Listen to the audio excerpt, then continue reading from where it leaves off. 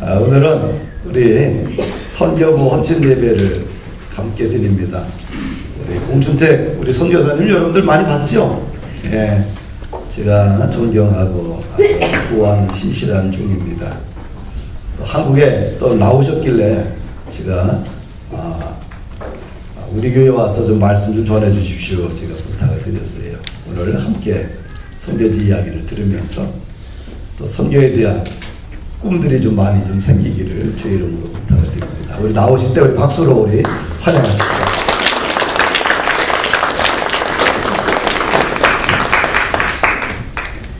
할렐루야. 말씀을 전할 수 있는 기회를 주신 하나님께와 최원일 목사님께 감사를 드립니다. 저는 미국에서 7년 유학 생활을 마칠 때쯤에서 선교사로 나가지 않으려고 사람들에게 거짓말했다가 하나님께 크게 맞은 적이 있었습니다. 제 자존심이 상하는 이야기지만 교회 앞에 덕을 세우는 일이라서 이 실패담을 먼저 이야기하고 선교지 이야기를 하고 싶습니다. 저는 30세 이전에 전도자 때 거제도의 작은 교회를 담임하게 되었는데 부임한 지 2년 만에 주일 낮예배 출석 인원이 어른 300명으로 부흥했었습니다. 이때 스스로 생각하기를 나는 목회 은사가 있나 보구나 라고 생각했습니다. 그래서 목회를 더 잘해보려고 대학원 공부를 하려고 했습니다. 그런데 제 마음속에 교만이 있었어요. 한국에서는 내가 갈 수 있는 대학원이 없다. 그래서 미국 대학원을 찾아서 그래서 미국 유학을 떠났습니다. 그런데 미국에 도착하자마자 LA 공항에서 제 아내가 말을 하더라고요. 우리는 한국에 안 돌아간다. 그럼 어디로 갈 건데? 제가 물었더니 한국에는 훌륭한 설교자들, 목회자들이 많이 있지만 아직도 제3세계에는 말씀을 들을 기회가 없는 사람들이 많지 않은가? 그러니까 우리는 미국에서 공부 마치자마자 제3세계로 선교사로 나가야 된다. 이렇게 말을 했습니다. 근데 저는 속으로 웃었습니다. 목회를 해도 내가 하고 선교를 해도 내가 할 건데 당신이 무슨 자격으로 나보고 선교사로 나가라고 떠미는 거냐? 그 당시 저는 선교 사역에 전혀 관심이 없었습니다. 그런데 제 아내 말이 맞았습니다. 저는 7년간 미국 대학원에서 공부하는 중에 선교사로 부르심을 받았습니다. 그런데 문제는 그때까지도 저는 목회를 하고 싶었지 선교사로 나가기는 싫었습니다. 선교사로 나가면 외롭고요. 물질적으로 늘 궁핍하고요. 그리고 은퇴하면 불쌍하게 될 것이 뻔했습니다. 아주 안 봐도 뻔했습니다. 은퇴하면 특히 불쌍하게 될 것이 뻔했습니다. 그런데 선교사로 부름이 너무 분명해서 할 수 없이 캘리포니아 오렌지 카운티에 주소를 둔 In Christ International 이런 선교회를 작은 선교회를 만들었습니다. 몇 개의 교회 다니는 장로님들과 권사님들을 모아서 선교회를 만들었는데 매주 화요일 저녁 때 모여서 세계 선교를 위해서 기도하고 그리고 열심히 기도하고 헌금 모아서 무슬림 세계에서 수고하시는 선교사님들에게 헌금을 보내기 시작했습니다. 선교사님 한 분 한 분에게 선교비를 보내는데 문제는 제가 직접 선교사로 나가기는 싫었습니다. 그래서 제가 기도했습니다. 하나님, 미국에서 목회하고 싶어요. 선교비는 계속 모아서 선교지로 보낼 테니까 목회 자리를 주세요라고 기도했습니다. 그런데 기도가 응답된 것처럼 보였습니다. 미국 대학원에서 공부가 끝날 때쯤에서 남쪽 캘리포니아의 부자 동네에서 목회 자리가 나왔습니다. 교회에 문제가 생겨서 목회자가 갑자기 떠난 교회인데요. 그래서 제가 설교 목사로 들어가게 되었습니다. 6년 동안 유학생으로 공부하다가 목회를 시작했더니 너무 신났습니다. 그 교회에서도 저를 좋아했습니다. 빨리 위임 목사 하자고 졸랐습니다. 그런데 제가 만든 그 선교회에서는 장로님들이 저에게 부탁했습니다. 그분들은 제가 선교사로 나가기를 위해서 기도하고 후원하는 그런 분들이었습니다. 저에게 부탁했어요. 공목사님, 그 교회에서 3개월만 설교하고 빨리 돌아오세요. 이렇게 얘기를 했었습니다. 그런데 그 교회에서 설교를 시작한 지 3개월을 훨씬 넘겨서 6개월이 지나가고 있었는데 너무 재밌으니까 시간 가는 줄 몰랐습니다. 그래서 장로님 한 분과 권사님 한 분, 그 선교에 계시는 두 분이 저에게 기도원에 가서 기도해 보자고 권했습니다. 과연 내가 선교지로 나가야 되는지 아니면 그 교회에서 목회를 계속하는 게 하나님의 뜻인지 알아보자고 건의했습니다. 그래서 역시 남쪽 캘리포니아에 있는 만민산 기도원에 가서 3일간 기도했습니다. 기도하다가 3일째 되던 날 제가 그 두 분에게 선언했습니다. 내가 하나님의 음성을 들었습니다. 물론 그 두 분은 굉장히 긴장했죠. 제가 말했습니다. 하나님이 그러시는데 하나님께서 저에게 큰 능력을 주셔서 목회도 하고 선교에도 운영할 수 있는 능력을 주셨다고 그렇게 했습니다. 이 말은 무슨 말이냐면 저는 선교사로 나가지 않고 다른 사람들을 선교사로 파송해서 선교회를 후원하는데 나는 미국에 남아서 목회를 계속하겠다, 이런 얘기였습니다. 제가 하나님의 음성을 들었다고 하니까 제가 만든 그 선교에서 저한테 반대할 사람이 없었습니다. 또 교회에 가서도 선포했습니다. 하나님이 그러시는데 선교지에 나가지 말고 목회를 계속하라고 하셨다고 직접 말씀하셨다고 하니까 다들 할렐루야 하면서 빨리 위임 목사하자고 그랬습니다. 하나님의 음성을 들었다는 제 거짓말이 완벽하게 통한 것 같았습니다. 저는 선교사로 나가지 않고 그 부자 동네에서 목회를 하게 된 것입니다. 그런데 음성을 들었다고 한 3일 후에 일이 생겼습니다. 아침에 일어났더니 귀가 전혀 들리지 않았습니다. 제 아내가 제 앞에서 뭐라고 말을 하는데 입술만 움직였습니다. 저는 완벽하게 귀가 먹었습니다. 이것은 마치 하나님께서 이렇게 말씀하시는 것 같았습니다. 공춘택이, 네가 내 음성을 들었어? 귀가 안 들리니까 제 인생은 완전히 끝난 것처럼 느껴졌습니다. 차라리 선교사로 나가는 것이 낫지 미국에서 어떻게 귀머거리로 살아요? 누가 귀머거리를 이민교회 목회자로 불러주겠습니까? 그 자리에서 울면서 하나님께 회개했습니다. 귀가 안 들리니까 저절로 통곡하게 되더라고요. 하나님 잘못했어요. 제가 하나님의 음성을 들은 것이 아니라 들었으면 좋겠다고 생각했어요. 선교지에 당장 나갈 테니까 귀 좀 들리게 해주세요. 그렇게 한참을 기도하고 나니까 아주 작게 소리가 들렸습니다. 그래서 당장 선교에 달려나가서 장로님들에게 제가 거짓말했습니다. 저는 선교지에 나가야 될 사람입니다. 라고 고백했습니다. 그리고 교회에 나가서도 죄를 고백했습니다.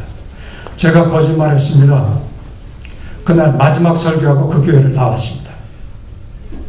그리고 그 당시에 제일 좋은 보청기를 샀습니다.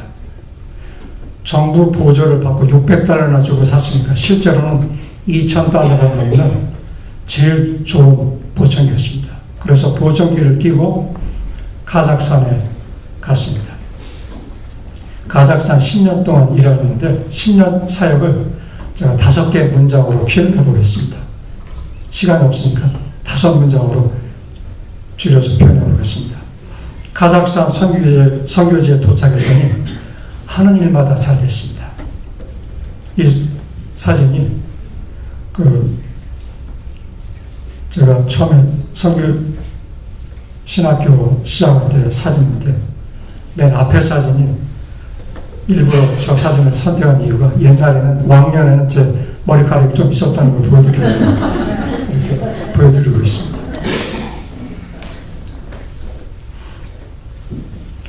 하나님께서 저에게 능력도 주시고 권위도 주셨습니다. 5억 원을 모금해서 선교센터를 만들고 현지 법인으로 등록했습니다.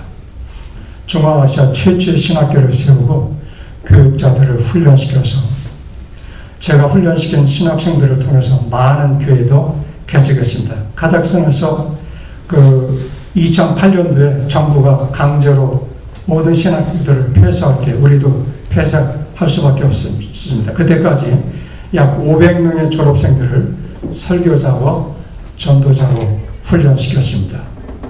그 당시에 저는 아침에 일어나면 보청기를 끼고 일할 때는 꼭 보청기가 필요했습니다. 그렇게 카자흐스탄에서 2년을 일했는데 어느 날 아침에 커다란 폭발음을 듣고 깨어났습니다.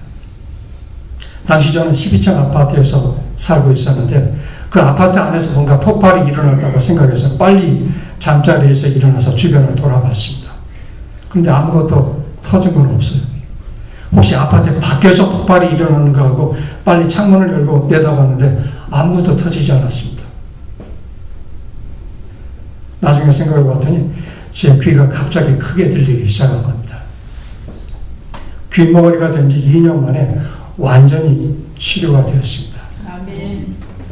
그동안 설교할 기회가 있을 때마다 내가 하나님의 음성을 들었다고 거짓말을 해서 이렇게 귀머거리가 됐다고 하는 간증을 설교 앞에 항상 얘기를 했었는데 이것을 하나님께서 기쁘게 받으신 것 같았습니다.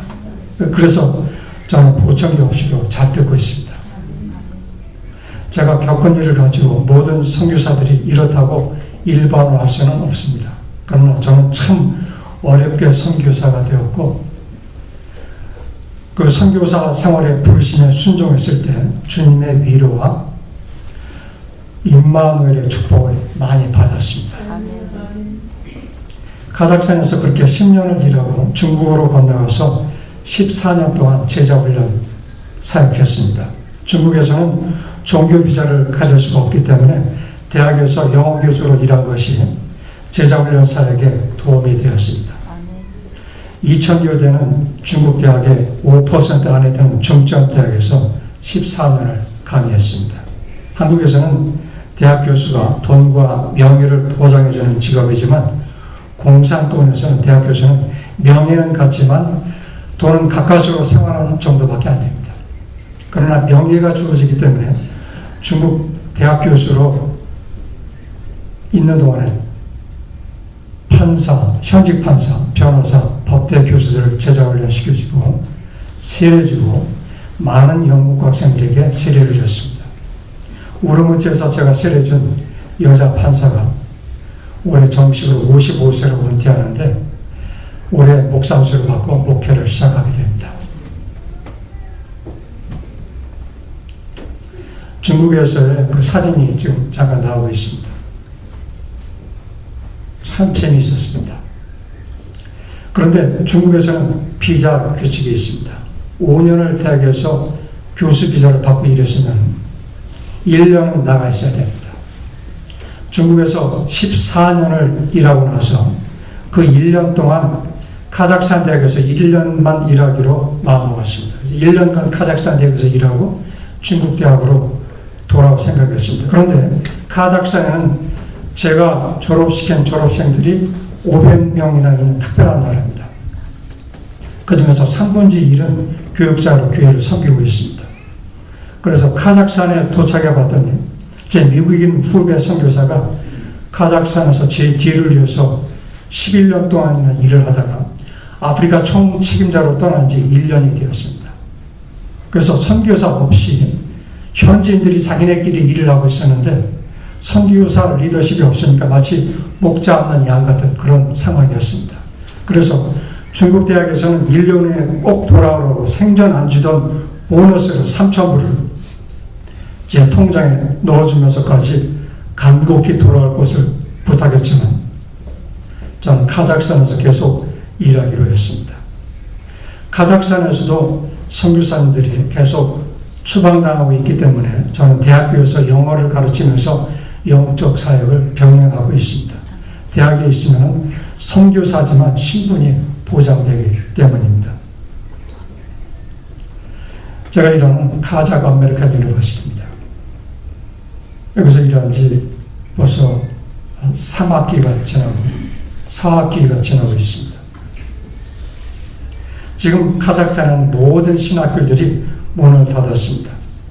2008년도에 카자흐스탄 정부가 강제로 신학교 문을 닫았습니다. 다른 군소 신학들은 지하로 들어가서 지금도 작은 규모로 몰래 신학교를 하고 있지만 제가 만든 신학교는 워낙 처음 생긴 신학교고 규모가 크고 많이 알려져서 또 건물도 너무 크고 좋아서 몰래 일을 할 수가 없습니다. 몰래 신학교를 운영하다가 발각되면 그 부동산 전체를 정부가 빼앗을 수도 있기 때문에 몰래 할 수가 없습니다. 그래서 많은 기도부에 이 사역을 기도와 컨퍼런스 사역으로 전환했습니다. 신학교는 안 되지만 기도와 컨퍼런스 사역으로는 종교 허가를 받았습니다.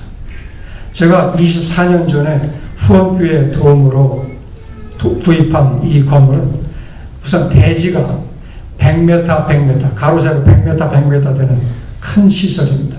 건물도 연건평이 530평이 넘습니다. 이 건물은 종교 부지로 허가가 나 있기 때문에 카자흐스탄뿐만 아니라 중앙아시아 전 지역에서 우즈베키스탄, 키르기스탄, 타지키스탄, 투르크메니스탄 모든 스탄 나라에서 기도하러 옵니다.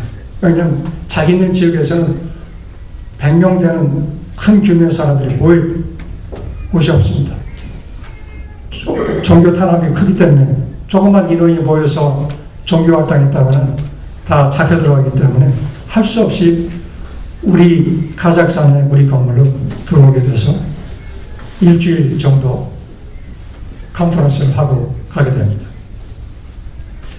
그리고 한인 성사님들, 알마타에서 사역하는 한인 성사님들이 매일 아침마다 필사적으로 기도를 합니다. 여기까지 오는데, 도심에서 여기까지 오는데 1시간이 걸립니다. 그런데 매일매일 하루도 빠짐없이 그렇게 기도하러 옵니다.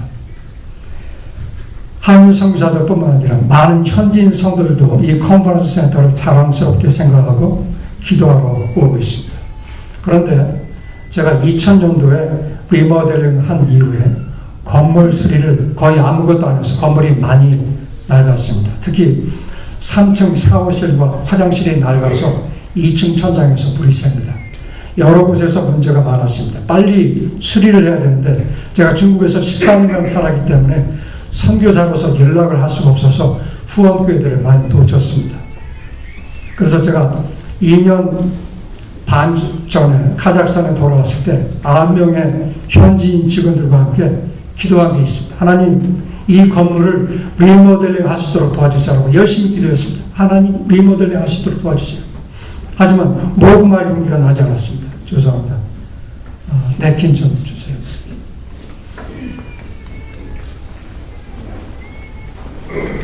자, 사진 좀 보여주시겠어요?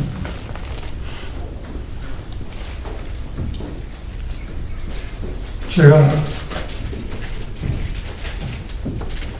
번역을 참 좋아해서 2년 반 전에 최수영 장로님의 책을 번역하는 영광을 가졌습니다. 이것이 저한테 이번에 그 리모델링하는데 큰 계기가 됐습니다. 그런데 지난해 1월 달에 모금하려고 한국에 도착했었습니다.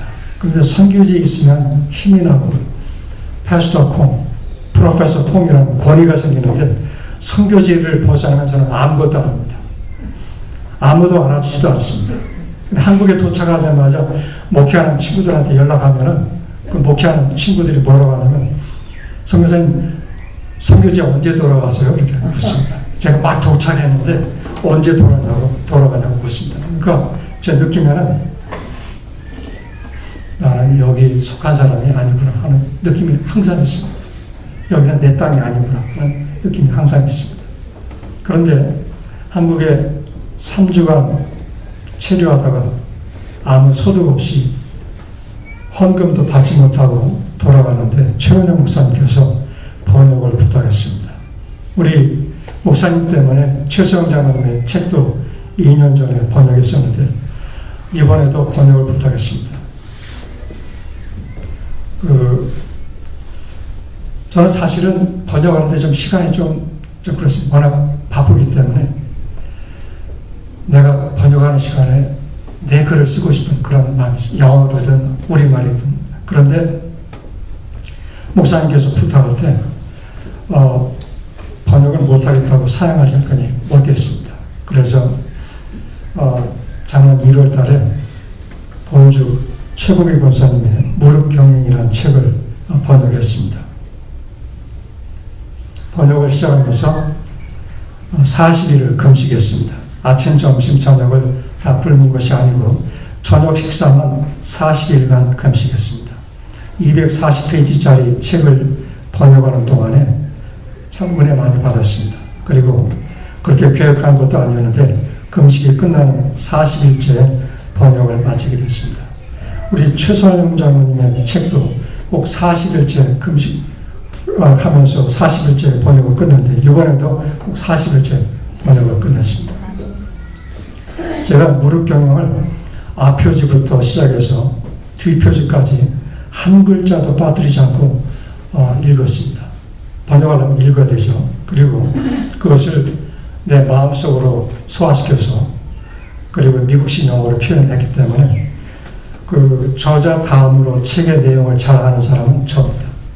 그래서 이 책에 대해서 할 얘기가 몇 시간씩 있습니다. 그러나 시간 관계로 단 한 줄로 무릎 경영을 요약하겠습니다. 무릎 경영의 저자는 비즈니스 성공 비결을 주님과 매일같이 치열하게 씨름하는 기도실에 있다고 고백합니다. 비즈니스의 성공과 실패는 매일같이 치열하게 씨름하는 기도실에 있다라고 고백하고 있습니다. 번역을 마치자마자 최 목사님께서 번역한 책을 아마존에 올리는 문제로 한 주간 동안 한국에 올 수 있냐고 부탁했습니다. 그래서 제가 카자흐 아메리칸 유니버시티에서 제가 가르치던 영문과 학생들에게는 한 주간 휴가한다고 하고 한국에 왔습니다. 그래서 그 목사님과 협력하는 윤홍식 목사님에게 어떻게 아마존에 올리는지 시연을 해줬습니다. 그리고 최복희 권사님을 만났습니다. 그 권사님은 한국에만 해도 그 본주 프랜차이즈가 1,500개가 넘는 그런 큰 회사의 책임자인데 그런 분답지 않게 작은 책에 조용한 목소리를 소유한 외유 내감의 그런 기도 용사였습니다. 최복희 권사님은 저를 보자마자 번역하느라고 수고하셨어요. 제가 공진단을 지어드릴 거예요. 그랬습니다. 근데 저는 즉석에서 사양했습니다. 저는 보약은 안 먹어요. 그랬습니다. 그런데 김경자 목사님께서 옆에서 거들어 주셨습니다. 제가 목사님께 너무 감사드립니다. 제 마음을 꼭 집어서 정확하게 지적해 주셨어요. 카자흐스탄 선교센터 리모델링 때문에 경황이 없으실 거예요. 이렇게 말씀해 주셔가지고 그러니까 권사님 금방 눈치를 채시더라고요. 제 마음을 알아주셔서 얼마나 고마운지 모릅니다. 그런데 최복희 권사님께서 그러면 식사라도 같이 하고 가시죠 했는데 제가 식사 대접도 사용했습니다. 제가 지금 필요한 것은 선교지에서 리모델링할 돈인데 비싼 음식을 사줄까 봐 걱정이 돼서 시간이 없다고 빨리 나왔습니다. 그런데 제가 누굽니까? 제가 가진 게 시간밖에 없는 사람입니다. 시간 없어서 나온 건 아닙니다. 그리고 카자흐스탄으로 돌아왔더니 제 공식 구자에 1,000만 원을 입금시켜 줬습니다.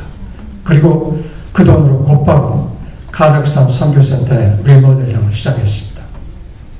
원래는 물 새는 것만 찾아서 많은 소박한 공사를 하기로 했는데 그런데 앞으로 20년간 손을 보지 않도록 하자는 쪽으로 점점 계획이 커졌습니다.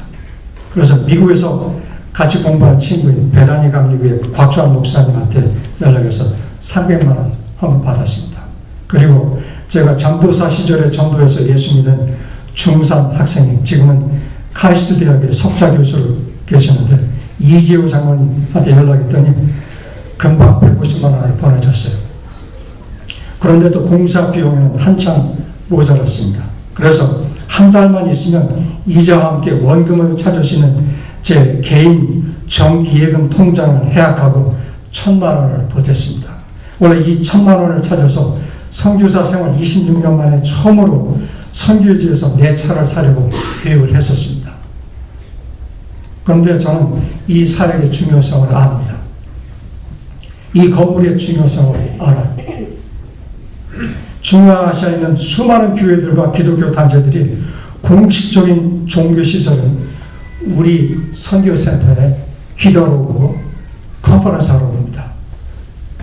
근데 이들이 내는 그 요금이라는 것은 너무 작아서 운영 경비로도 어렵습니다. 그래서 이분들이 오는 겁니다. 너무 싸기 때문에. 이들이 마음 놓고 기도하고 말씀을 듣게 하기 위해서는 이 건물을 수리해야 했습니다. 그래서 제가 가진 돈 전부를 3천만 원 정도를 직원들 앞에 내놨습니다. 그리고 제가 만든 서류에 서명하도록 했습니다. 현진 직원들은 제가 무슨 조건을 내걸지 궁금해했습니다. 왜냐하면 제가 지금 65세고 만 65세고 은퇴가 가까이 오고 있습니다. 이번에 투자하는 식으로 3천만 원 돈을 내놓으니까 컨퍼런스 수입의 일정 부분을 나에게 달라는 식으로 요구하지 않을까, 이렇게 직원들도 의심을 했던 것 같습니다. 그런데 저는 다음과 같은 조건을 요구했습니다. 우리 선교센터에 들어오는 모든 수입의 11조를 지역사회를 위해서 사용하라고 요구했습니다. 지역사회를 위해서 구제원금으로 내놓으라고 요구했습니다. 적자 살림이라도 수입이 들어오면 먼저 11조를 떼서 2명의 직원 이름으로 된 통장에 입금시키기로 했습니다. 그리고 매년 3월과 9월 첫째 주에 모든 직원들이 모여서 지역사회를 위해서 어떻게 구제할지를 같이 결정하기로 했습니다. 저는 교회나 영적 센터가 그 마을 사람들을 섬겨야 된다고 생각합니다.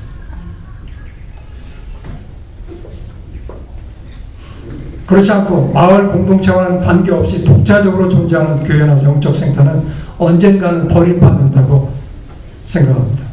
이 건물이 원래는 구소련 시대 유치원으로 오랫동안 사용하다가 영적 사역을 위한 건물로 바꾼 지 24년이나 지났지만 그동안 한 번도 그 마을 공동체를 위해서 의미 있는 도움을 준 일이 없었습니다. 그런데 이번 연말에 지난 6개월간의 컨퍼런스 수입에서 11조를 계산해 봤더니 우리 돈으로 약 300만 원이 모였습니다. 그래서 이 300만 원으로 우리 주변의 어려운 가정 76가정을 도왔습니다.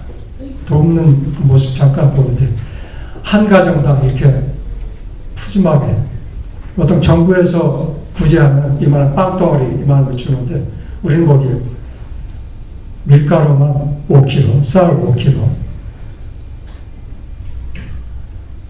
세탁비누, 비누, 마카로니, 설탕, 소금, 이런 거의 한 달 정도 살 수 있는 그런 양의 식품을 주었습니다.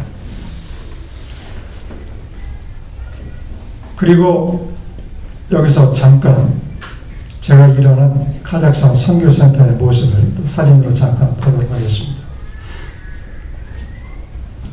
이것이 제가 졸업시킨 교육자들입니다. 500명의 교육자들을 1년에 한 번씩 불러서 재교육시켜서 그리고 목회를 위한 서적도 공급하고 그럽니다. 그리고 이것은 1년에 한 주밖에 안 되지만 다른 주간들은 다른 교회나 다른 복음적인 교회나 기독교 기관들이 와서 한 주간씩 컨퍼런스를, 기도와 컨퍼런스를 하게 됩니다. 이런 용도로 사용하고 있습니다.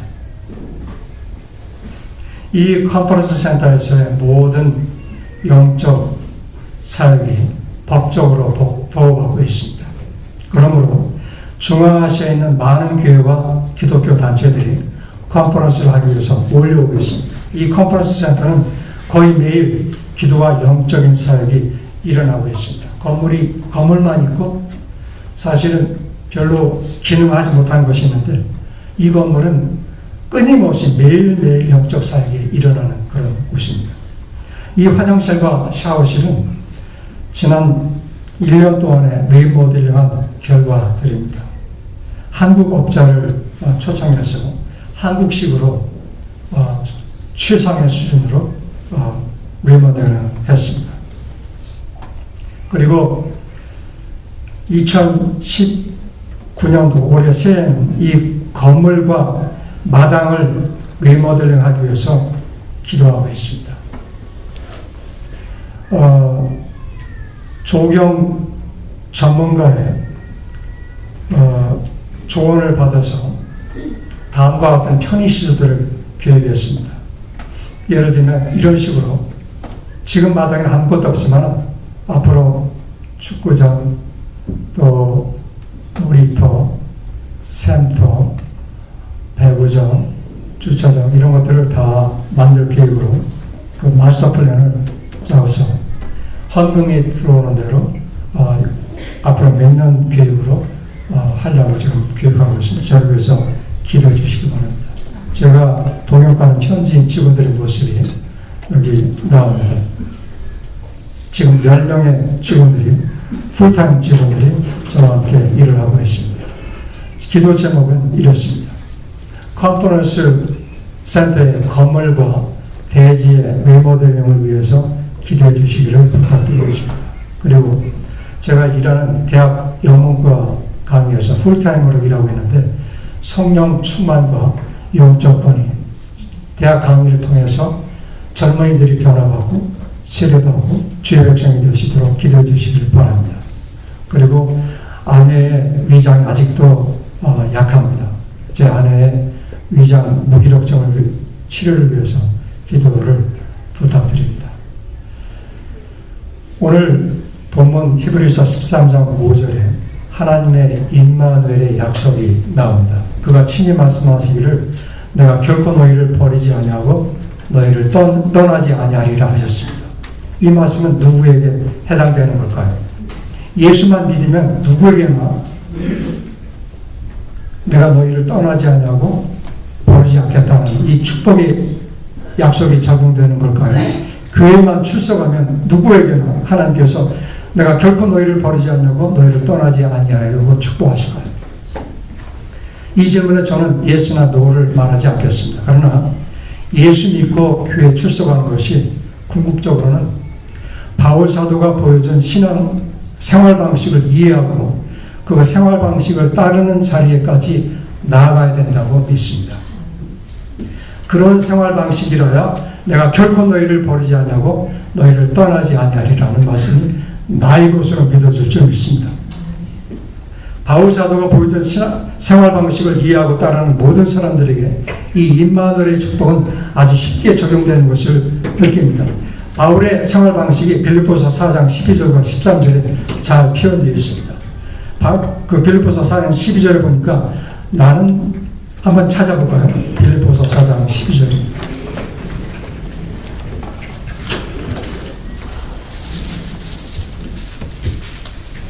12절 한번 같이 읽어보겠습니다. 12절과 13절을 같이 읽어보겠습니다. 시작. 나는 비전에 처할 줄도 알고 풍부에 처할 줄도 알아. 모든 일, 배고픔과 풍부와 궁핍에도 처할 줄 아는 일체의 비결을 배우라. 내게 능력 주시는 자 안에서 내가 모든 것을 할 수 있느니라. 아멘. 이 13절 말씀은 매우 유명하고 안 믿는 사람들도 믿고 싶어하는 인기 있는 말씀입니다.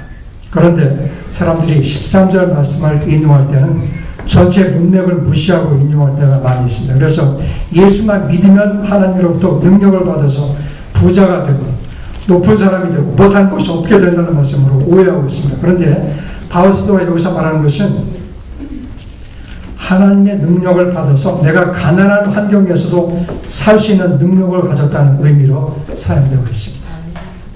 가난한 환경에서도 살 수 있는 능력을 받았다. 이런 말씀으로 사용되고 있습니다. 선교사로 있으니까 바울 사도의 생활 방식을 아주 조금이나마 이해할 수 있는 것 같습니다. 예를 들어 보겠습니다. 저는 선교지에서 저의 의식주 생활이 매우 단순합니다. 우선 옷 얘기를 해볼까요? 저는 새 옷을 사 입는 경우가 매우 드뭅니다.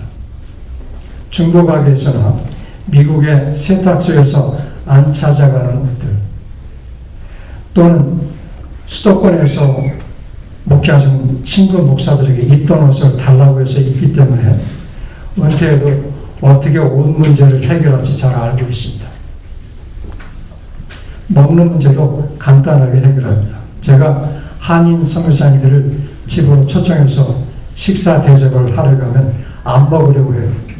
벼룩이 간을 빼먹기 싫다고 해요. 너무 살림이 없습니다. 그릇도 부족하고 반찬도 간단합니다. 얼마 전에 신문에서 구치소 식사 메뉴를 본 적이 있었는데 제가 집에서 먹는 것보다 나았습니다. 그런데 평소에 구치소 메뉴로 식사하는 사람들은 미래가 별로 걱정될 것이 없습니다. 자신이 있습니다. 특급 호텔 같은 데서 숙박을 해본 사람들은 은퇴한 후에 들어갈 집을 까다롭게 선택하겠죠. 그러나 선교지 사람들과 비슷한 환경에서 살고 있는 사람들은 은퇴하고 어느 노인 앞에 들어가도 최고의 주거 공간이라고 감사할 수가 있습니다. 그래서 저는 집을 산 적이 없고 앞으로도 집을 살 계획이 없습니다. 이미 부자가 되었는데 억지로 가난해질 필요는 없습니다. 여러분 집에 있는 사람들에게 차가 있는 사람들에게 시비 걸라고 이 설교하는 거 아닙니다. 축복입니다. 그거 하나님의 영광을 위해서 사용하시기 때문에 축복입니다. 그러나 주님의 뜻을 따라서 순종하는 사람들은 주께서 돈을 사랑하지 말고 있는 바를 족한 줄로 알라 하면은 아멘하고 순종합니다. 돈을 사랑하지 말고 있는 바를 족한 줄로 알라 하면 아멘하고 순종합니다. 그가 친히 말씀하시기를 내가 결코 너희를 버리지 않냐고 너희를 떠나지 아니하리라 하셨느니라 하면은 이 임마누엘의 축복에 아멘하고 쉽게 믿어집니다. 제가 중국 사천성에서 일할 때 주님의 위로를 경험한 이야기를 하고 마치겠습니다. 2013년도였습니다. 2년간 2명의 제자들을 훈련시키고 목회할 수 있도록 도와주었습니다. 둘 다 20대 자매들이었는데 처음에는 이들이 제 영문과 학생들을 전도하고 다른 교회로 인도했는데 전도하는 숫자가 너무 많아지니까 나중에는 이 28세 된 자매가 세례를 주고 자기가 예배를 인도하기 시작했습니다. 그래서 그 제자에게 교회로 모이기 시작했기 때문에 이 제자에게 여러 명의 교회로 모일 수 있는 좀 더 큰 아파트를 얻어줬습니다.